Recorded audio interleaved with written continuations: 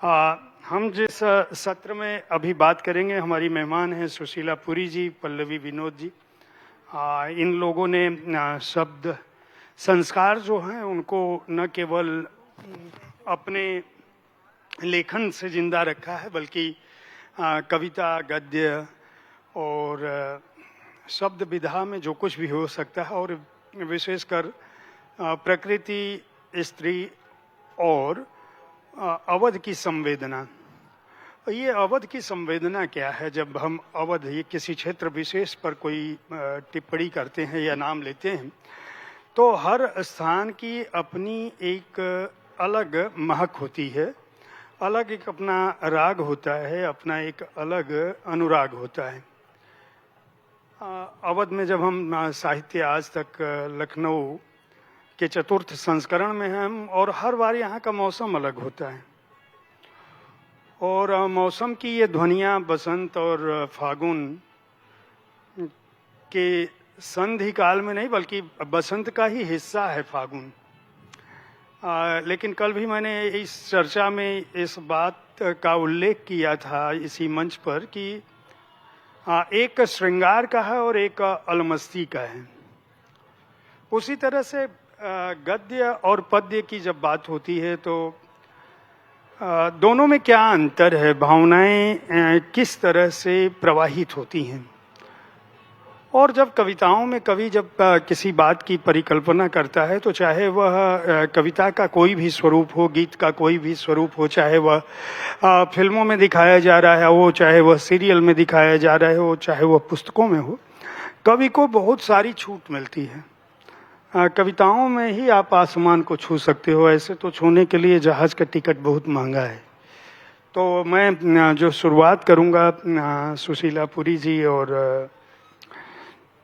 पल्लवी विनोद जी हमारी मेहमान हैं, और कविता की दुनिया जो है वह सत्य और कल्पना, यथार्थ और संवेदना, इनके संयोग से बनती है। इनके बीच कितना सच बचता है और कितना झूठ, मेरा प्रश्न यहीं से शुरू होता है। और आप दोनों से मैं चाहूँगा कि जो मूल विषय है उस पर थोड़ा सा प्रकाश डालें कि आप हमारे इस विषय को किस रूप में देखते हैं।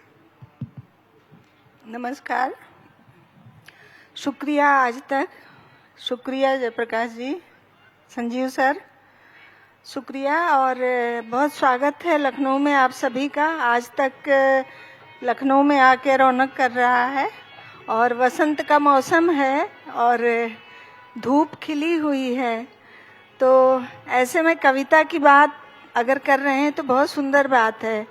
और जैसा कि हम लोगों का टॉपिक है सच और झूठ के बीच कविता, तो मुझे तो लगता है कि कविता हमेशा सच का ही साथ देती है और सच के साथ ही रहना पसंद करती है, और कोई भी कला हो वो सच का ही साथ देती है। तो झूठ से तो उसका कोई नाता है नहीं, लेकिन आज का जो समय है उसमें सच और झूठ का जो मतलब अलगाव करना बड़ा मुश्किल है। बहुत बारीक रेख होती है सच और झूठ के बीच। तो कविता को समझना और कविता के साथ रुकना, ठहरना और आत्मसात करना बहुत कठिन भी है, और सच के करीब आने के लिए बहुत मेहनत भी लगती है। तो मुझे तो लगता है कि ये टॉपिक आपने रखकर बहुत अच्छा किया, क्योंकि आज के समय में जितनी कविता की ज़रूरत है शायद पहले नहीं रही होगी, क्योंकि आज का जो समय है बहुत ही कठिन समय है और सच की बहुत ज़रूरत है। आगे मेरी पल्लवी विनोद जी।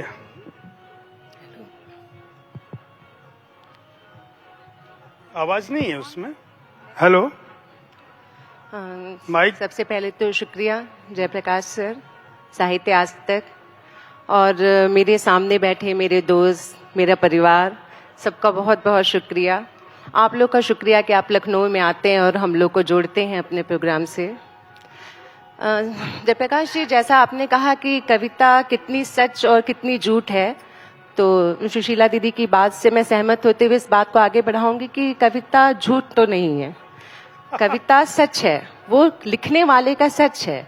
कोई भी कवि लिखता है तो वो अपना सच लिखता है, अपने परिवेश का सच लिखता है, अपने मन का सच लिखता है। वो आप तक पहुंच के झूठ हो सकता है। जैसे रेगिस्तान में रहने वाले जीव के लिए तो समंदर झूठी है, मिथ्या है। जैसे कस्बाई क्षेत्रों में रहने वाली लड़कियां जो बहुत प्रोटेक्शन में पली होती हैं, उनके लिए महानगरों की उन्मुक्तता भी झूठ हो सकती है। जैसे किसी को प्रेम ना मिला तो उसके लिए प्रेम की बातें भी झूठ हो सकती हैं, लेकिन कविता झूठ नहीं होती। कविता लिखने वाले का सच ही होती है, उसके आसपास के माहौल का सच होती है। मैं दरअसल इस विषय को रखते समय हमारे दिमाग में यही बात थी कि कवि अपनी कल्पनाओं में कुछ भी सृजित कर लेता है। वह एक ऐसा वातावरण सृजित करता है जिसका शायद सत्य से सरोकार होते हुए भी हो सकता है उसकी संवेदना से, उसकी लेखन प्रक्रिया से उसका ताल्लुक बहुत अच्छा हो, बहुत अच्छी कविता हो, लेकिन यथार्थ के धरातल पर उस कविता का मर्म क्या होता है। जैसे मान लीजिए कोई प्रेमी है तो वह अपनी प्रेमिका की आंखों को किसी से मृगनयनी तुलना कर सकता है, भले ही उसकी आंखें वैसी ना हो। चांद तारे सितारे तोड़ने की बातें कविताओं में तो होती हैं। जब मैं विषय रख रहा था तो हमारे दिमाग में ये इस तरह की बातें थी कि जिसका आपने एक संकेत दिया कि नहीं हम सच लिखते हैं। पूरा अगर वांग्मय हम सोचें, हमारे संस्कृत से हम शुरू करते हैं, वेदों से जिसमें मंत्रोच्चार हैं, और वहाँ बात चूँकि कविता की जब बात होती है तो हमें यह भूलना नहीं चाहिए कि गद्य विधा जो है वह बहुत आधुनिक कालखंड की विधा है। दुनिया में खासकर भारतीय साहित्य की बात हम करते हैं तो सब कुछ पद्य में है, और वाचिक परंपरा में लोक में जिंदा रहती हैं स्मृतियाँ, और जितने भी हमारे नायक हैं सबको हम एक महामानव महानायकों की तरह से सृजित करते हैं। तो दोनों तरफ की बात, मतलब मेरा कहना है कि पूरा अगर हम भक्ति कालीन संत साहित्य को देखें और बाद में आधुनिक कविता के कालखंड में भी आए तो यथार्थ तो होता है, लेकिन उसमें जो कल्पना का मिश्रण है वह सहज नहीं होता। तो एक कवि के लिए जब वह कविता सृजित कर रहा होता है तो ठीक है, एक विशेष तरह की भाव, एक विशेष तरह की मन स्थिति का सामना करना पड़ता है। लेकिन आजकल जिस समय में हम हैं वहाँ बहुत तरह की कविताएं लिखी जा रही हैं और बहुत तरह से कविताओं की प्रस्तुति हो रही है, रंगमंच पर, सिनेमा की दुनिया में, मंचों पर, और फिर पुस्तकों में। ये जो कविता का स्वरूपगत अंतर है वह किसी कवि के लिए, विशेषकर आप जैसे कवियों के लिए, कितना प्रभावकारी तत्व है। आप जब लिखते हो, जैसे मान लीजिए मैं आप दोनों से पूछूं कि वर्ष 2025 में या वर्ष 2024 में जब आप लिख रही थी तो आपकी जो मन स्थिति थी, क्या आपने जब कविता लेखन की शुरुआत की तो उसी तरह की मन स्थिति के साथ थी या वह परिपक्वता बढ़ी है? सवाल बहुत अच्छा है आपका। जैसे कि जो आज का समय है वो हमारे लिए कठिन है। जब हमने कविता लिखना शुरू किया था तब तो बहुत बचपन में मैं तो अपनी बात करूं तो बहुत बचपन से कविताएं लिख रही हूं, और उस समय छंदबद्ध कविताएं होती थीं, गेय शैली में गीत लिखे जाते थे। तो उस समय की जो उसकी कविता की जो यथार्थ होता था वो ज़्यादातर श्रृंगार परक होता था, और उतना मतलब समय को साथ लेकर चलने का उसमें बहुत ज़्यादा वो नहीं होता था। लेकिन आज का जो समय, जो कविता का स्वरूप बदला है आज, जो उसमें हम अपने समय को साथ लेकर चलने की बात करते हैं, और यथार्थ को अपने तरीके से हर कवि यथार्थ को व्यक्त करता है और उसको परिभाषित करता है। तो मुझे लगता है कि कविता आज के समय में ज़्यादा अपनी भूमिका निभा पा रही है और ज़्यादा कल्पनाशील है आज के समय में। क्योंकि आज का जो समय है बहुत दुरूह है, और कोई भी कला जो हो वो जितना ही कठिन समय होगा, कला उतनी ही परिपक्व होती है उस समय। तो मुझे लगता है हमारी जो कविता की कला है वो भी आज के समय में कठिनाई जरूर है, उसके साथ चुनौतियां जरूर हैं, लेकिन वो आज और ज्यादा अपने को व्यक्त कर पा रही है और ज्यादा लोगों तक पहुंच रही है। तो मुझे लगता है कविता की भूमिका इस जगह पर काफी महत्वपूर्ण है। पल्लवी। सबसे पहले तो मैं शुरुआत करूंगी, आपने कहा था कि जिस मानसिकता के साथ हमने लिखना शुरू किया था क्या हम उससे बदलें, तो बहुत बदलें। लिखना हम सबने करीब बचपन से ही शुरू किया होगा, अपने 14-15 साल से डायरियों में लिखते थे, अपने कॉलेज के फंक्शंस में लिखते थे और बोलते थे। लेकिन जैसे जैसे समय बढ़ा हम लोग पढ़ते भी गए, सोच भी बदलती गई, और हम लोग का जैसे जब मैं शुरू में लिखने आई तो मैं स्त्रियों पे ही काफ़ी लिखती थी या प्रेम पे, फिर मेरे सब्जेक्ट समाज और दुनिया हुए। हम जैसे जैसे प्रकृति से करीब और जाते गए, लिखने के बाद ये भी असर हुआ कि हम प्रकृति, समाज, आसपास के जितना वातावरण था उससे और जुड़ते गए, तो उन पर लिखते गए। अब आप कह रहे थे वो जिसकी बात करते वो अतिशयोक्ति होती है, ये झूठ नहीं होता, ये मैं मानती हूँ कि अतिशयोक्ति होती है। अब आंखों पे, पलकों पे थोड़ी कोई भी प्रेमिका को बैठा के रखता है, प्रेमिका कभी पलकों पे किसी के बैठ पाएगी, लेकिन लिखने वाले लिख देते हैं। चांद तारे कोई तोड़ नहीं ला सकता, लेकिन आज तक कब से लिखा जा रहा है कि चांद तारे तोड़ के लाए जाएंगे। लेकिन मैं सोचती हूँ लाइंस, वो वाक्यों और वो छंदों को पकड़ने की जगह हम उसके भाव को पकड़ें। पलकों पे बैठाने का मतलब ये हो सकता है कि आप उसके लिए अपना पूरा जीवन कुर्बान कर दें, उसकी हर खुशी के लिए अपने को कुर्बान करें। और चांद तारे तोड़ने का मतलब ये भी हो सकता है कि आप उसकी हर मांग पूरी करें, हर इच्छा पूरी करें। तो भाव को पकड़ना चाहिए। और जैसे आपने कहा कि कभी कभी ऐसा विचारधाराओं की भी कविता होती है, हो सकता है मेरी विचारधारा से आपको आपत्ति हो, कभी कभी होती है, हर विचारधारा के लोग होते हैं। तो जब आपत्ति होती है विचारधाराओं से तो वो भी कविता आपको गलत लगती है, झूठ लगती है। लेकिन लिखने वाला, मैं फिर कहूंगी, वो अपनी मानसिकता में कभी झूठ तो नहीं लाता है, वो सत्य ही लिखता है हमेशा। अच्छी बात है, उसके भाव अलग हो सकते हैं। बहुत अच्छी बात। अभी आप लोगों को मैं, आप दोनों को पकड़ता हूँ अभी, जहाँ पे प्रेम आप लोगों की कविताओं का मूल तत्व है। अभी आपने भी कहा कि प्रेम से शुरुआत की। सुशीला जी का तो पूरा का पूरा जो अधिकांश हिस्सा है वह प्रेम का ही है। प्रेम की जो पहली या जो शुरुआती प्रारंभिक जो अनुभूति थी और प्रेम का जो वर्तमान स्वरूप है, आपकी कविताओं में, आपके जीवन में और आपकी दृष्टि की व्यापकता में। आपने, ठीक है, आपने कहा कि हमने प्रेम से शुरू किया, समाज, प्रकृति, और वो बढ़ता गया दायरा। लेकिन ये मैं यहाँ पे भी कहूँगा कि आप अतिशयोक्ति में मत जाइएगा। ये उस वितान से इतर, मैं विशुद्ध उस प्रेम की बात कर रहा हूँ जहाँ से प्रेम शुरू हुआ था। सुशीला पुरी जी लिखती हैं कि तुम्हारा वह चुंबन जिसमें घुली होती है ईश्वर की आंख, जो झंकृत करती रहती है अनवरत मेरे जीवन के तार। ये जीवन का जो तार झंकृत हो रहा था वो अभी भी हो रहा है क्या, और अभी हो रहा है तो किस रूप में, आपको सुनाना पड़ेगा।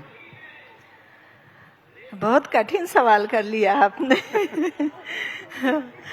ये तो देखिए, प्रेम के बिना तो जीवन है ही नहीं, मैं ये मानती हूँ। और इस समय तो बसंत चल रहा है, बसंत को भी अभी बात हो रही थी कि बसंत के बिना जीवन कहाँ है। तो इसी तरह प्रेम के बिना भी जीवन है ही नहीं, मैं मानती हूँ।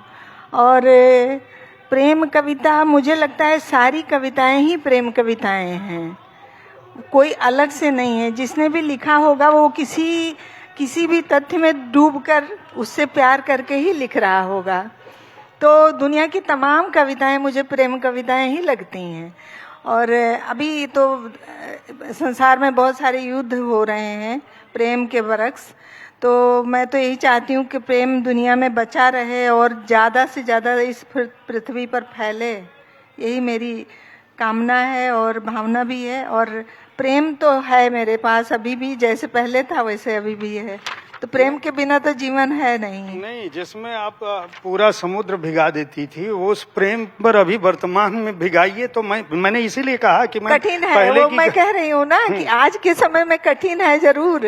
पूनम के चाँद को समेट नहा लेती हूँ। जी तो जी। मैं ठीक है, चलिए अभी तो कविता सुनते हैं। कठिन अभी जो तो है। वर्तमान की नई कविता है प्रेम की, इसके टक्कर की आप सुनाइए अपना सृजित करने, क्योंकि अब सच तो आप लोग छोड़ नहीं रहे हो और प्रेम भी नहीं छोड़ रहे हो। नहीं नहीं, ठीक है, तो ये अभी आपको मैं टास्क देता हूँ, जब तक मैं पल्लवी विनोद जी के पास पहुँचता हूँ, जी, और तब तक आप एक कविता ढूंढिए अपनी नई, बिल्कुल। जिसमें प्रेम का वह स्वर हो। अभी रुकिए, आप उठाइए मत। अभी आपने लिखा था, प्रेम को सदा प्रथम चुंबन सा अनगढ़ होना चाहिए, जैसे कि प्रेयसी ने होठों को मात्र स्पर्श और स्वाद प्रेमी के जीवन में जिससे उतर आए। और अभी फिर वही कहूंगी, भाव पे जाइए सर, शब्दों पे मत जाइए। चुंबन से अनगढ़, प्रथम चुंबन से अनगढ़ मैं खोली देती हूँ। वैसे भी सब ओवर 18 ही है यहाँ पे, तो प्रथम चुंबन जिसका भी होता है वो अनगढ़ ही होता है। और प्रेम को ऐसा ही होना चाहिए, बहुत बनाव श्रृंगार के साथ नहीं आना चाहिए कि मैं अपने आप को सजा के संवार के सामने वाले के सामने प्रस्तुत कर रहा हूँ, अपने प्रेमी के सामने। जैसे है वैसे आइए ना, अपने बचपने के साथ, अपने मासूमियत के साथ। पहली लाइन ये थी, और दूसरा क्या आपने बोला था? मैं ये कह रहा हूं कि वर्तमान में जो प्रेम की अनुभूति है, क्योंकि आपने देखिए, आपकी उस कविता की जो आगे की पंक्तियां हैं, उसमें आपने लिखा है कि प्रेम संपूर्ण ना हो पर खुला रहे वह रास्ता, जिससे आती रहे धूप, बौछार, खुशबू, लम्हे छोटे ही सही पर साथ होने पर जीवन अपूर्ण ना रहे। हाँ, तो शुक्रिया, आपने मेरी बहुत अच्छी कविता उठाई है। प्रेम अपूर्ण ना लगे, जीवन संपूर्ण लगे। प्रेम दो तरह के हैं। एक तो अगर आपको प्रेमी या प्रेमिका मिल गई, आप उसके संग बंधन में बंध गए, और एक ना मिला। तो पहले में जो ना मिला उसकी बात, तो उसकी याद जब जब आए, आपके जीवन में खुशी आए, आप मुस्कुराएं, उसके संग आपकी कटु यादें ना जुड़ी हों। प्रेम को इतना सहज रहने दीजिए कि उसके संग कटुता ना जुड़े। अगर आपने दरवाजे बंद भी कर दिए हैं तो खिड़कियां खुली रखें कि जब जब याद आए तब तब मुस्कुराएं। और जब प्रेम पूर्ण भी हो जाता है, जैसे हर वैवाहिक जीवन में बहुत सारी लड़ाइयाँ होती हैं, ऐसी कोई वैवाहिक स्थिति नहीं है जहाँ लड़ाइयाँ ना हो।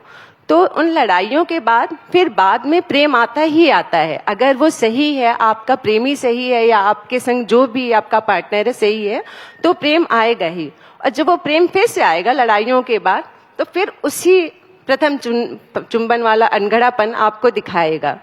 मेरे कहने का तात्पर्य वही है कि प्रेम बचा रहे, आपके जितने भी वैचारिक मतभेद हों, लेकिन मन भेद ना हो, मन जुड़ा रहे। ठीक है, तो आपकी नई कविता अभी हम सुनेंगे आपसे। आपको जो मैंने सुशीला जी को टास्क दिया था कि आप ढूंढ के रखिए नई कविता आपकी, क्योंकि प्रेम जब आपने पहले जिस तरह से सृजित किया है वैसे ही तो आपको भी अभी सुनाना पड़ेगा।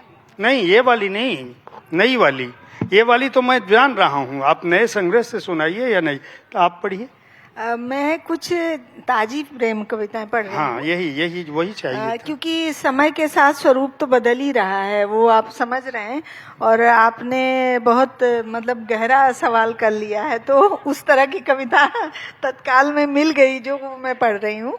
प्रेम, शीर्षक प्रेम ही है, छोटी छोटी कविताएं हैं जी। प्रेम भारी भरकम लोहे का द्वार है। प्रेम भारी भरकम लोहे का द्वार है, जहां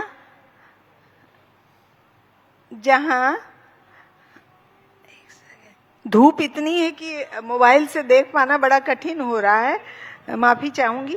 जहां प्रेम भारी भरकम लोहे का द्वार है, जहां असंख्य पहरुए प्रवेश वर्जित की तख्तियां लिए घूमते रहते हैं रात दिन। जहां असंख्य पहरुए प्रवेश वर्जित की तख्तियां लिए घूमते रहते हैं रात दिन, और आपको दाखिल होना होता है अधिक हवा में घुलती सुगंध की तरह। प्रेम भारी भरकम लोहे का द्वार है। अगला है, प्रेम में अगन पाखी उड़ता है भीतर ही भीतर। प्रेम में अगन पाखी उड़ता है भीतर ही भीतर, भीतर ही भस्म होते हैं हम। खोजते रहते हैं अपने हिस्से की खुशबू, अपने हिस्से की मृत्यु। प्रेम के लिए सिर्फ जीवन ही नहीं, मरण भी उतना ही जरूरी है। बहुत अच्छा, बहुत उत्तम, अति उत्तम। और ये आखिरी है इसका, इस कविता का।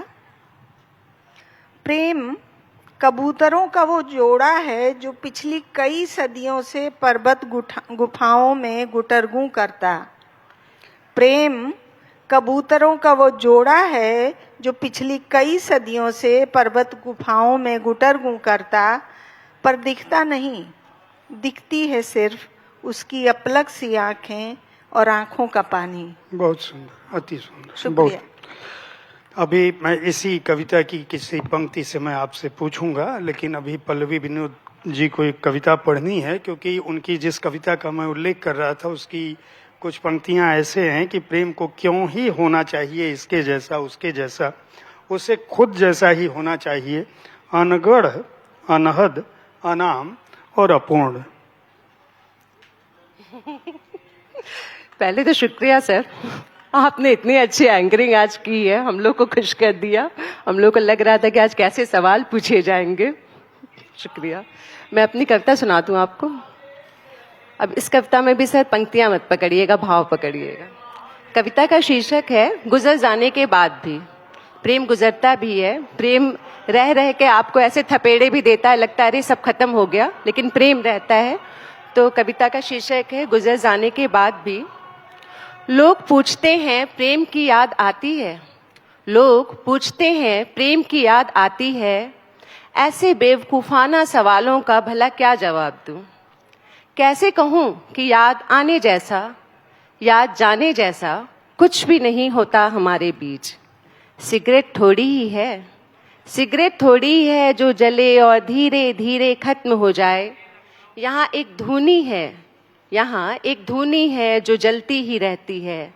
मन चंदन हो जाता है, मेरी अस्थियां भस्म बन जाती हैं। तिलिस्म सा ये संसार, असली नकली या मिलावटी। तिलिस्म सा ये संसार, असली नकली या मिलावटी। कैसे पहचानोगे, तुमने तो प्यार किया ही नहीं। थोड़ा डूबो तलहटी तक जाओ, थोड़ा डूबो तलहटी तक देख आओ, फिर ऊपर आना। भरने दो फेफड़ों में पानी, थोड़ी देर घुटने देना दम। प्रेम साथ होगा तो बचा लेगा, प्रेम साथ होगा तो बचा लेगा। पेट में तैरती मछलियां एक दिन मर जाएंगी, लेकिन उनका अक्स उसकी आंखों में बचा रहेगा।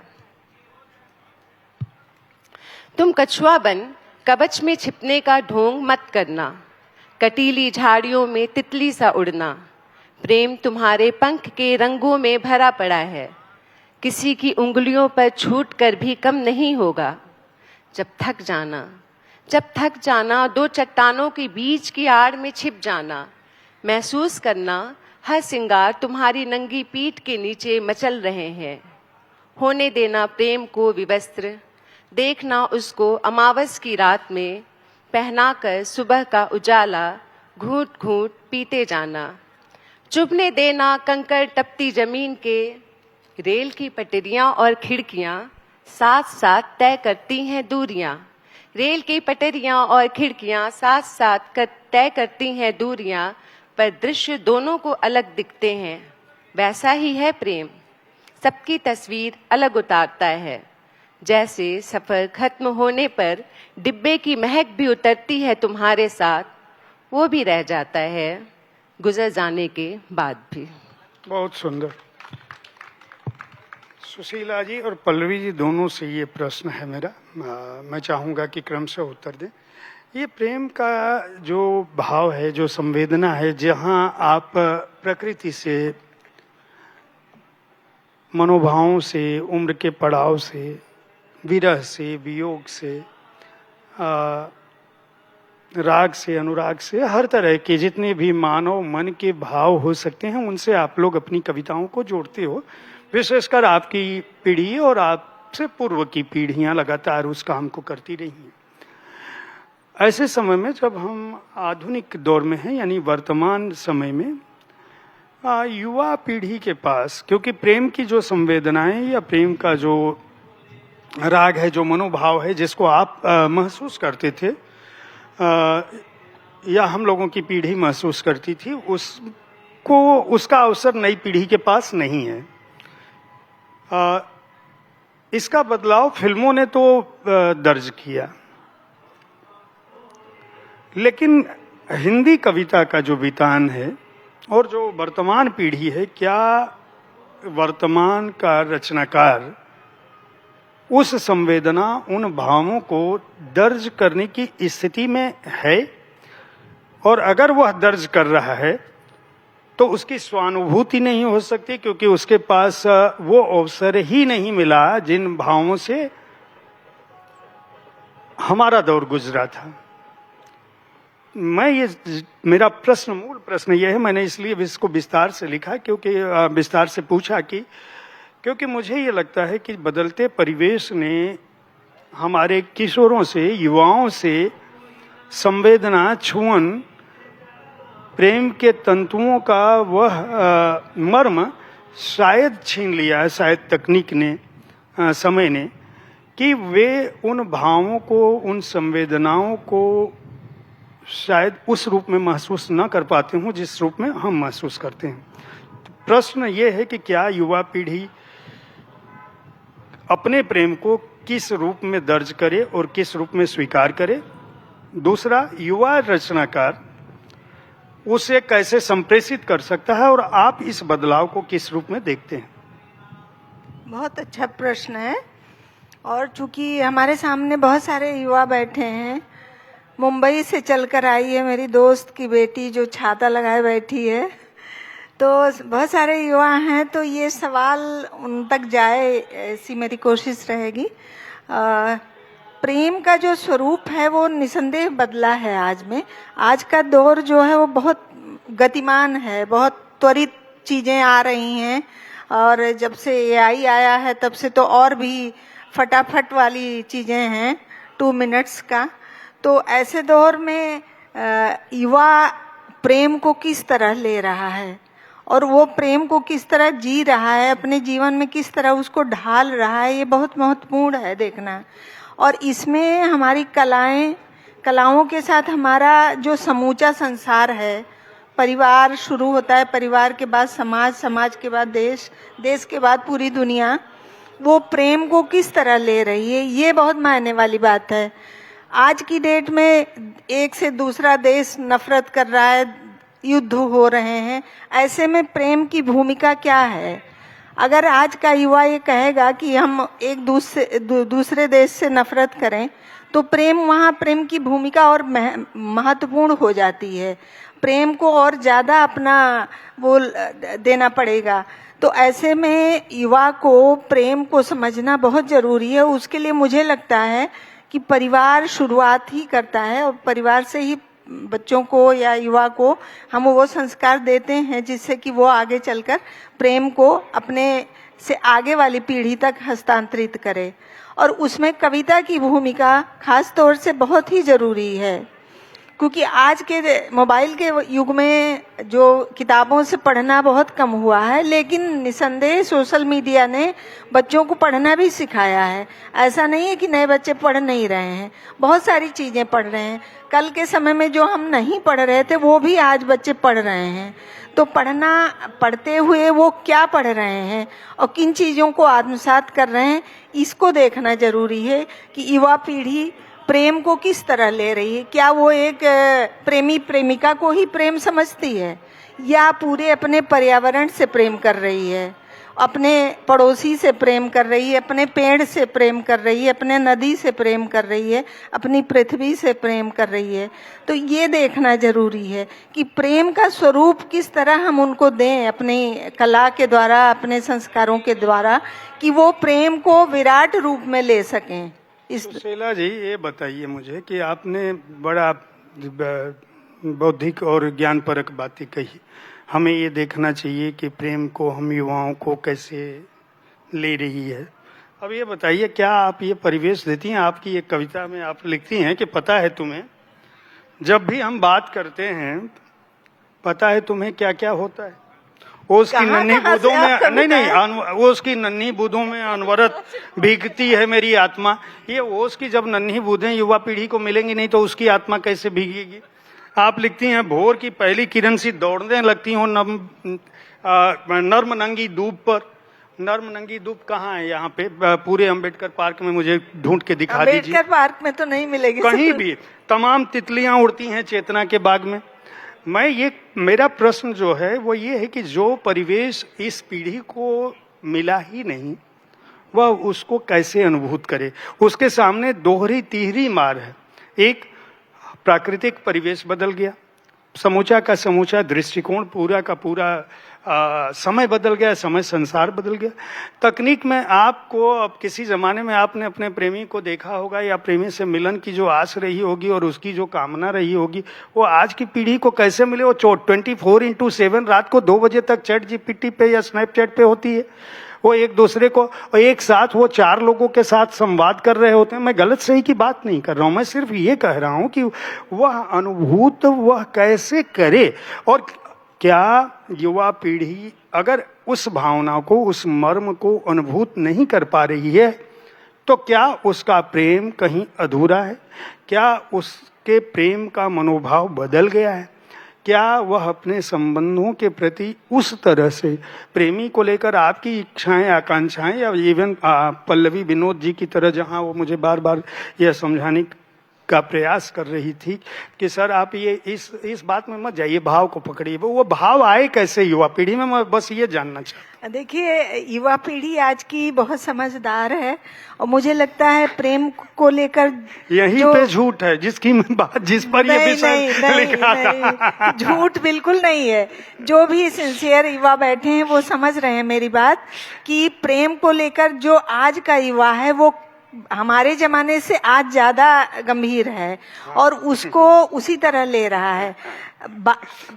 पर्यावरण और समय का बदलाव निसंदेह उसको प्रभावित कर रहा है और वो प्रेम को उस तरह से नहीं आत्मसात कर पा रहा है जिस तरह हम लोगों ने एक जमाने में तितलियों की कल्पना कर ली या ओस के बूंदों की कल्पना कर ली। वो संभव नहीं है समय में।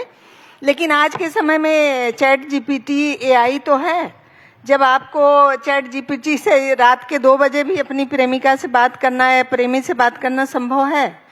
कल के हमारे जमाने में तो ये था कि एक चिट्ठी कोई कबूतर लेकर जाता था, वो भी चिट्ठी कहाँ से कहाँ पहुंच जाती थी।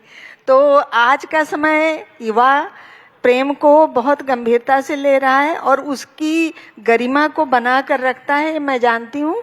और ऐसे चूंकि ऐसे युवा हैं हमारी जानकारी में, तो मैं ये बहुत मतलब अपने विश्वास से कह सकती हूँ कि प्रेम का स्वरूप भले बदल गया हो, लेकिन प्रेम की गंभीरता, प्रेम का जो वो भूमिका है वो नहीं बदली है और युवा उसको लेके उतना ही गंभीर है आज भी। ठीक है। पल्लवी विनोद जी, प्रेम की तहों के भीतर स्व के मिट जाने की प्रक्रिया। आप वही क्वेश्चन कहेंगे, दूसरा क्वेश्चन करेंगे? नहीं, यही क्वेश्चन है, लेकिन कविता के साथ है, क्योंकि आप लोगों ने जो लिखा है वो आपको जानना भी चाहिए, याद होना चाहिए। प्रेम की तहों के भीतर स्व के मिट जाने की प्रक्रिया की गति इतनी धीमी होती है जैसे पृथ्वी का घूर्णन। इतनी धीमी वाकई पृथ्वी घूमती है, हमको पता नहीं था। सदा सर्वदा सांप्रतिक, कुछ भी अनैच्छिक नहीं है। तुम्हारे नेत्रों से फूटती रश्मियों को समेटते मेरे विस्फारित नेत्र। देवी, वर्तमान पीढ़ी इसको कैसे समझे? आप नहीं कह सकते सर। हम लोग के टाइम से परिवेश बहुत बदल गया। हम लोग नॉस्टैल्जिया में जीते हैं। हमारा टाइम था कि एक लव लेटर साइकिल के कैरियर में आ गया, लड़कियां खुश। यहाँ तो दिन भर मैसेज आ रहे हैं सर।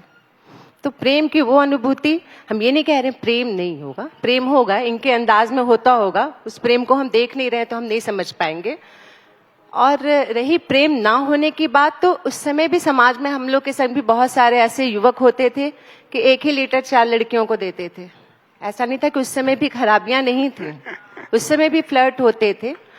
ऐसा ये नहीं था कि उस समय सारे प्रेम सच्चे ही होते थे।